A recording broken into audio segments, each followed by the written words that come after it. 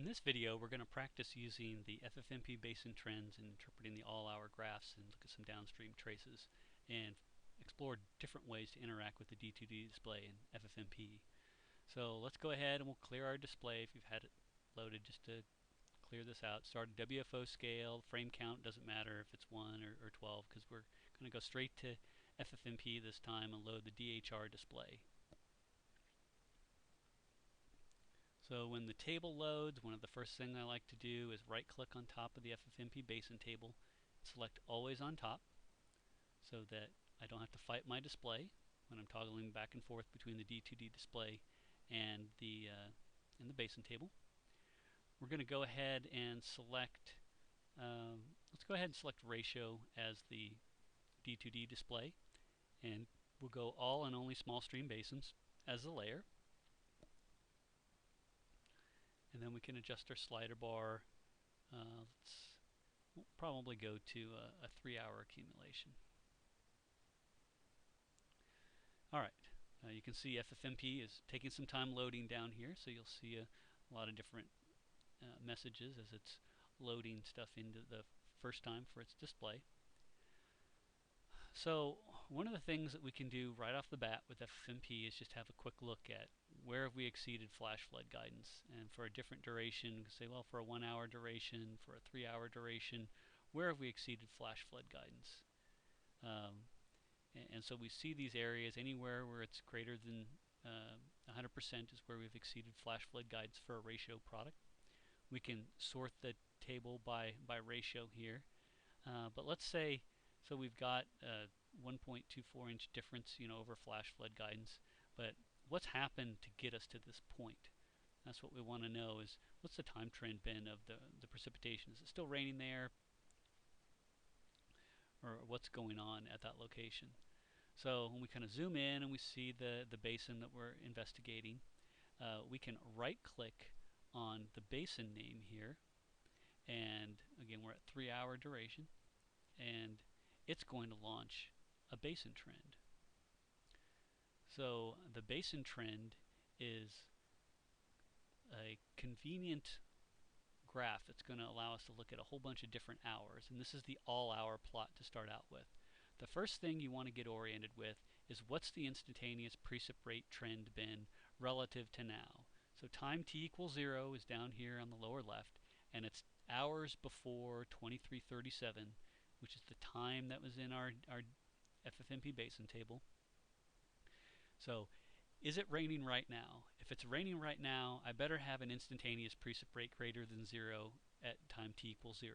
So yes, I do. I've got an instantaneous precip rate. I think it's 1.79 on my table off the screen here. Is what it displays. So it's raining right now. This dot is the instantaneous precip rate. That's the basin averaged reflectivity that's been converted to a rain rate. That's an instantaneous rain rate.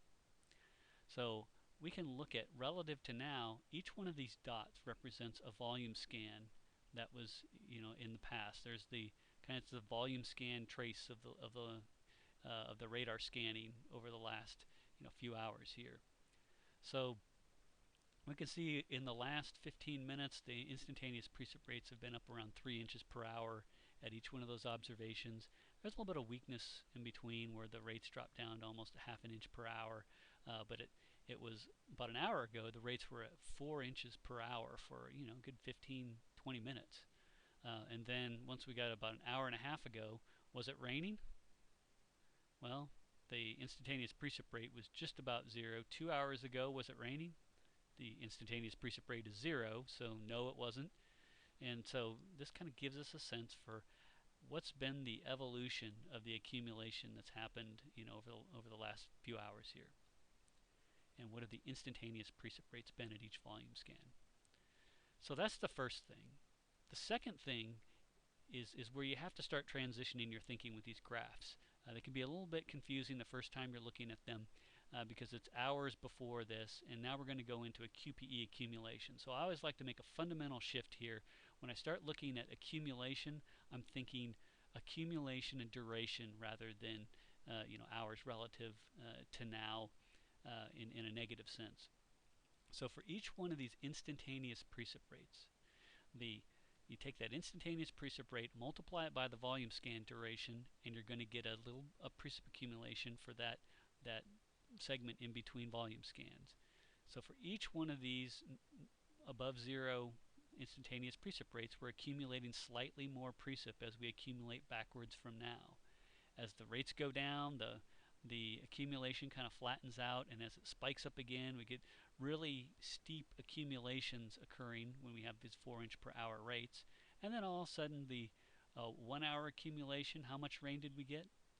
Well, we go up here at 1 hour relative to now. In the last hour, it looks like we've accumulated about 2.75 inches. In the last hour and a half, how much precip did we accumulate? About 3.6 inches.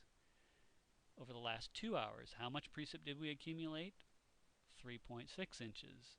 Okay, well, why is that the same? Why is that accumulation not changing? Because the instantaneous precip rate's 0 and we're just accumulating 0. So this graph starts to make more sense when you think of the instantaneous precip rate relative to now in a negative sense, and then think of these accumulations as durations. A 1 hour duration accumulation, 2.75. 2 hour accumulation, 3.6. Now the data truncates here at about 2.5 hours, 2 3/4 hours, and that's unique to this data set, but we're going to use that to show what the gaps in the data look like. So normally you'd have more more continuous precip accumulations, but in this data set it kind of ends off at about 3 hours. So we've looked at rate, we've looked at QPE. Now let's look at the guidance. So if we toggle that on, if yours could have been off to start with, then each one of the 1, 3, and 6 hour flash flood guidance for this basin average quantity, that thing that we were looking at in lesson 1, is going to be plotted here. So what's the 1 hour flash flood guidance from the RFCs for this basin average? It's about 2 inches.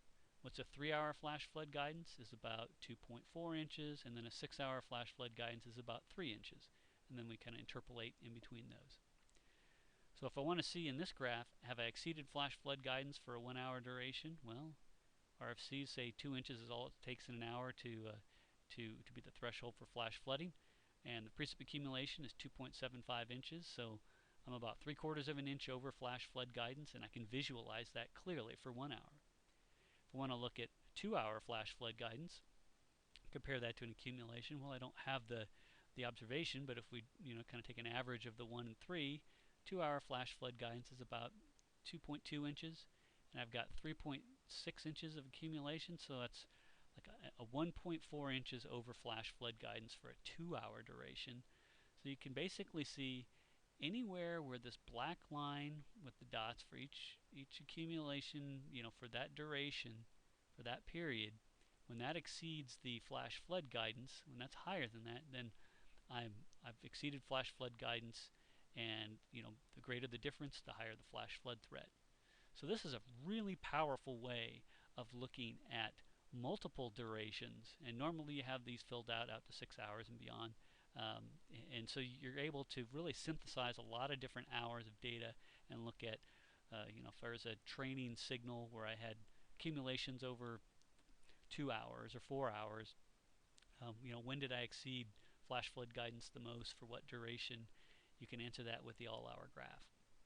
Now you can also go in here and come to the same kind of conclusion looking at the 1 hour accumulation, which is valid at 2337 over here, but it just says, well, start running the accumulation from 0 at 2237 and then see what the instantaneous precip rate, how that accumulates over that last hour, and then it plots the flash flood guidance for 2 hours, or for 1 hour at about 2 inches. So you can do that for 1 hour, start the running total 3 hours ago to see when did the precip fall. So it can take a little used to getting used to the all-hour graph, but you can also use these others, but you have to step through multiple radio buttons to do that. Whereas the all-hour graph, you can just look, and after you get used to it, you can see 136 right away, move on to the next basin, and it really accelerates your analysis process of lots of basins. Another thing we can do with this is relatively new, and that's, let's bring in the average recurrence interval information and see, okay, if we treat this as a source and overlay it, which it's not a flash flood source, but it does tell us a little bit about precipitation frequency. what's a 1 year recurrence interval, or it has a 100% chance of happening in any given year. So for a 1 hour duration, that's going to be about, well, 1.4 inches, something like that, and we've got 2.75. So this is not just your yearly kind of recurrence of an average precip for a 1 hour duration. If we look at kind of a 3 hour, it'd be almost closer to 2 inches, and we see we've probably accumulated about 3.6 inches for that duration as well. So, we've exceeded a lot of durations in terms of the comparison to the average recurrence interval. We want to look at the 10-year recurrence interval. So if I had a 10% chance of happening in any given year, that's about 2.4 inches, and we've got 2.75. So we're getting closer to a 1 in every 10 year kind of precipitation accumulation for a 1 hour duration. And same can be said for about 3 hours. Now 6 hours, if we extrapolate this out here, it's probably not quite to that level. So you can get 3.6 inches in 6 hours every 10 years. But for this one, we're seeing we've even exceeded the 10-year recurrence interval for a 1 hour duration. So let's check out a 100-year, 1% chance of that event happening in a given year.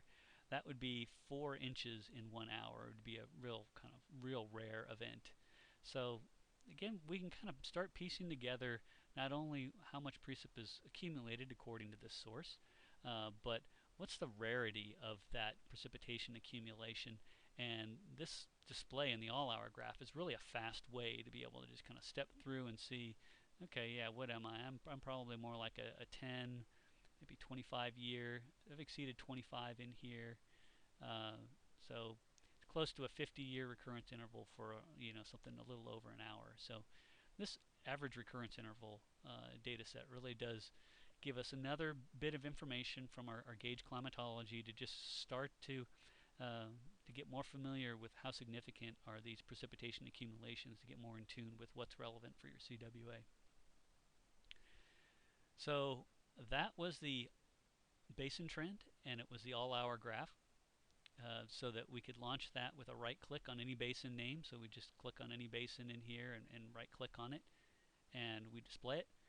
One of the things I was talking about before is when we do that, there was some missing data after about 2 hours. So let's go to 1 hour and see what the gap in the data does. And we see that the gap is listed as 0 here on the FFMP table at 1 hour. When we go to 3 hours, we see that over that 3-hour period, there's about 20 minutes that's missing here. That once you have missing data, for some reason your radar goes down or the product quits ingesting, then once this is non-zero, you know you're missing data. So if we go to 6 hours, it's really going to stand out because we've got a lot of missing data here. And see how that gap turns red? That's 3 hours of missing data. So whenever you see gaps that are not 0, that means you're missing precipitation accumulations in the duration that you've requested. So it's an artifact of this case. Doesn't happen very often, but at least it allows us to kind of see what that looks like. So if you ever see that in operations, you need to take it seriously and go check out why am I missing precipitation data. All right. So we've looked at the basin trend, and we've launched it from right clicks on the menu. Now, a more powerful way to do this, because it can take time to find anything in that table. Sure, you can go to county level displays and then have it pared down and look for names with 100 basins instead of 1,000. But what's even more powerful is to use the click menu to configure what is my right click in the D2D going to do. And I could specify that to launch a basin trend. So I've selected click basin trend, and if I want to interact with the D2D display, I have to make the product legend editable. This is the same for WarnGen, it's same for baselines. If you have WarnGen and FFMP loaded at the same time, you're going to have to toggle between editable so the applications know which resource am I going to interact with when I interact with the display. So to make this editable, there's 2 ways of doing it. I can middle click on the product legend text for FFMP, and you see that just changed it to editable. If I right click and hold, I can check or deselect the checkbox that's the editable checkbox, but I prefer just a middle click on that product legend, make it editable after setting my click, And if I want to find out what this basin is right here, give me a basin trend for that. I just right click on it and there she blows. It's real handy for if I'm looking out over here for this basin that has less precip, right click on that. I can launch any basin trend from just a simple right click on the display. Now this is a lot more powerful. It basically opens up, you can surf the all-hour displays and be very comfortable with where's the real flash flood threat, and then be able to look for particular points in space that you know of in your cities or other areas. I can just launch it from directly from the display. That's much easier to do than actually trying to find things in the names and then right clicking on the menu names for the basins. So that's one thing we can do with the click. The other thing we can do with the click is, let's go ahead and move this back to 3 hours. And if we go to the click menu, we can say, well, I want to know what's going to happen to this water after after this rainfall accumulates. Where's the runoff going to be? So I'm going to select downstream basin trace. Now this is going to use the small stream basins link. And let's go ahead and look for some of these basins. We'll kind of zoom in and see a particular basin on here. Let's choose this guy over on the eastern end of this area of exceeded flash flood guidance. If I make my legend editable and then right click on that basin, it's going to go to the Streamlinks file and it's going to connect every basin downstream, and it's going to hatch that area. Now you really can't read it very well with the default coloring, so you can right click on the product legend and go up here to change the up and downstream color to something like a red. Another trick I like to do is do a Control-I for the image properties, and then we could reduce the brightness so that we can see the product overlays. Get that out of the way. And we can see in here that this basin we right clicked on is going to be downstream of this. This is the basin downstream, and so the runoff is going to be to the north. So we can click on any basin in here and visualize where's the runoff going to be. So if we want to expand our flash flood warning polygons by a couple of basins to account for the drainage process that happens once water is accumulated, then we can do that. And then if we just keep clicking around, we'll see that this must be a ridge line right in here where it separates water flowing off to the north from water flowing off to the southeast. And this is really another powerful way to use some of the GIS capabilities in FFMP and in AWIPS. So about the only thing we didn't really cover were the virtual gauge basins, and again, you can launch basin trends for those. There's a VGB checkbox, which on a live system, if you're getting hourly PP and hourly PC observations in your hydro tables, when you click that, it's going to give you a time trend of the actual gauge accumulation, so you compare to your radar-based estimations, and then look for biases and how those compare. That's not going to work in case review and West 2 Bridge.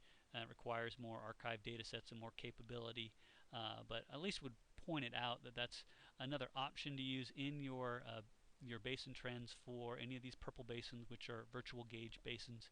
But that's more advanced FFMP use even than just the all-hour graph and just the basics for the downstream the downstream basin trace. So that's going to wrap up our section on FFMP. We looked at the first lesson, looked at kind of the horizontal plots and just doing simple display of where have I exceeded flash flood guidance. But the real power in FFMP gets to be in these basin trends where you can look at how much rainfalls, when did the rainfall happen, and how much over flash flood guidance, and put together the timing of the evolution, as well as dynamically launching these trends and the downstream traces from interacting with the D2D display. If you just remember your click menu and remember to middle click or make that text legend editable to always interact with the FFMP resource with your right click.